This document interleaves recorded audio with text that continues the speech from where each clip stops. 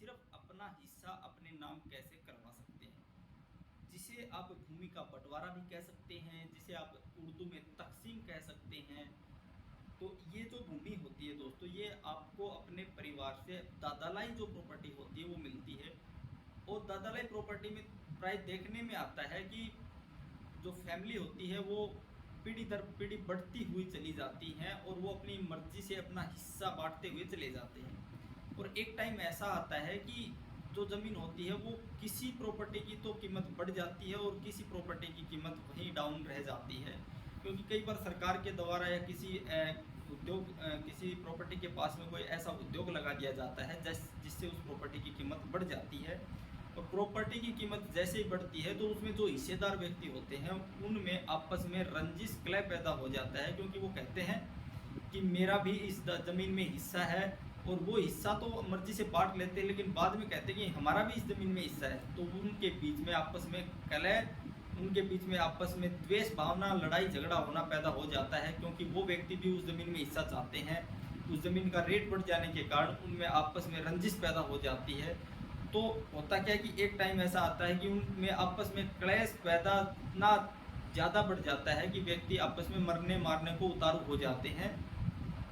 तो इससे अच्छा है कि आप अगर आपकी भी साथ जगह प्रॉपर्टी है तो आप उस प्रॉपर्टी को बिना किसी परेशानी के कैसे आप अपने नाम करवा सकते हैं, इसकी जानकारी मैं आपको कंप्लीट बताऊंगा। इसमें आपको मैं पूरा कोर्ट प्रोसीडिंग भी बताऊंगा और इसमें जो कानून क्या कहता है, किस प्रकार से सिंपल तरीके से आप इस ज़मीन को अपने हिस्से की जो ज़मीन है उसको आप अपने नाम करवा सकते हैं।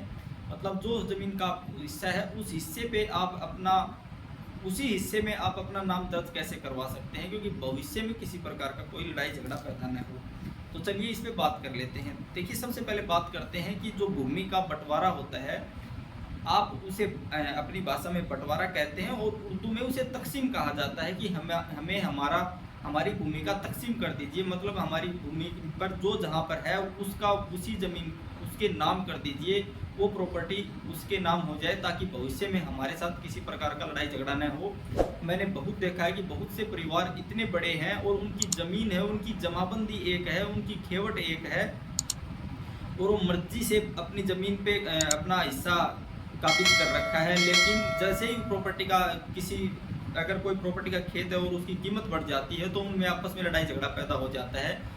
तो फिर वो सभी आपस में लड़ाई करते हैं कि हमें भी रोड पे जगह चाहिए, हमारा भी इसमें ज़मीन में हिस्सा है, हम भी यहाँ पर हिस्सा लेंगे। तो इस प्रकार उनमें आपस में लड़ाई झगड़ा और द्वेष पैदा हो जाता है।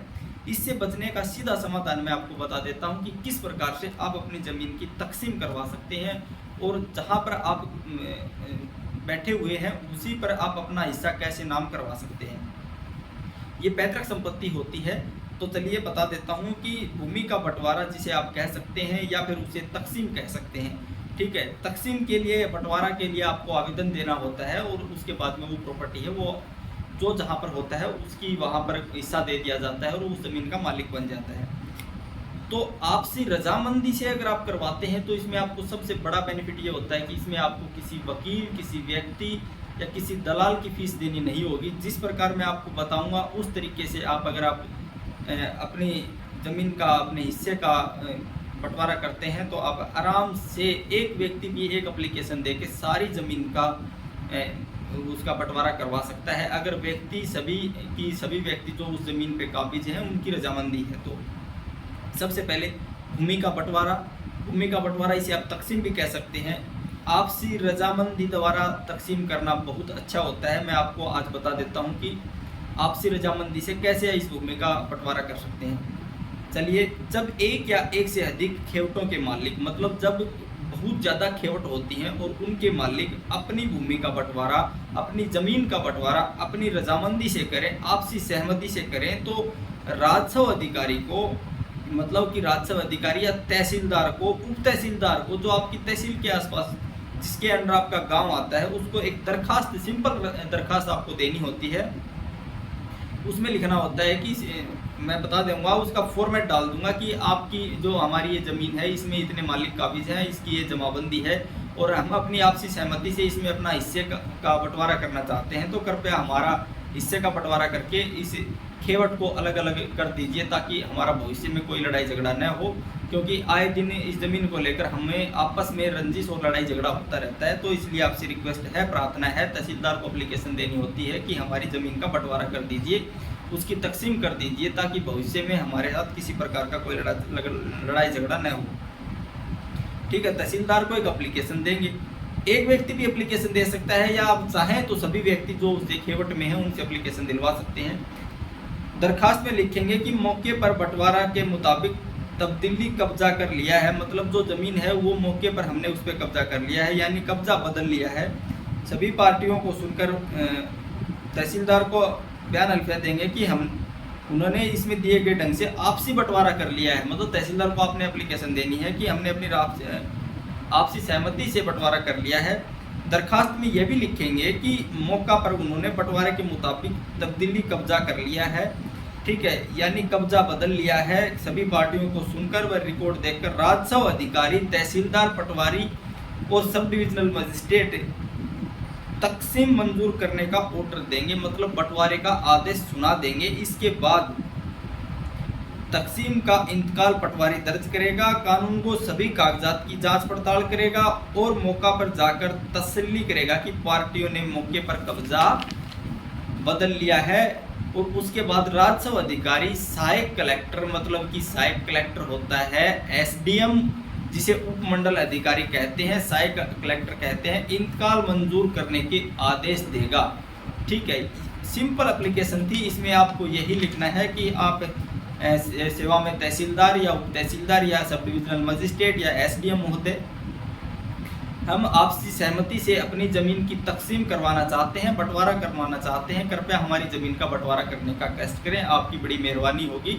और उसमें आप बता देंगे कि हमने आपसी सहमति से अपनी ज़मीन पर कब्जा कर रखा है, हमारा इसमें कोई लड़ाई झगड़ा नहीं है। आप हमारी इस ज़मीन को अपने हिस्से, प्रत्येक व्यक्ति जो भी व्यक्ति है उसको उसके हिस्से के अनुसार उसकी तकसीम कर दीजिए, उसकी सनद तकसीम जारी कर दीजिए, ताकि हमारे साथ किसी प्रकार का लड़ाई झगड़ा न हो। इस प्रकार सिंपल तरीके से आप इस एक आवेदन देकर आप अपनी ज़मीन का बंटवारा कर सकते हैं। जो इसमें बंटवारा करवाते टाइम जो डॉक्यूमेंट्स आपको देने होंगे मैं बता देता हूँ। सबसे पहले आप जिस भी ज़मीन की तकसीम करवाना चाहते हैं, बंटवारा करवाना चाहते हैं, उसकी जमाबंदी लगेगी। जमाबंदी जिसे आप फ़र्द कहते हैं, ये फ़र्द आप अपनी तहसील से प्राप्त कर सकते हैं।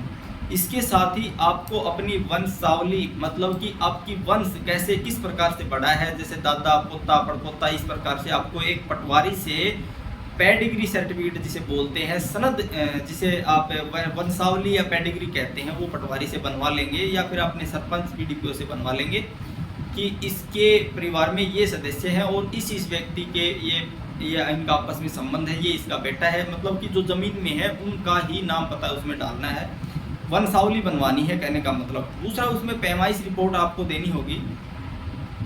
इसके साथ ही एक आवेदक पत्र जो मैंने आपको बता दिया कि सिंपल तरीके से हम अपनी ज़मीन का बंटवारा करना चाहते हैं, हमारा इसमें किसी प्रकार का कोई लड़ाई झगड़ा नहीं है, तो इसमें हमारी ज़मीन का बंटवारा कर दीजिए। और इसमें आप एक एक अपना शपथ पत्र, एफिडेविट देंगे, और जो भी सरकारी फीस होगी थोड़ी बहुत वो आपको जमा करवानी होगी।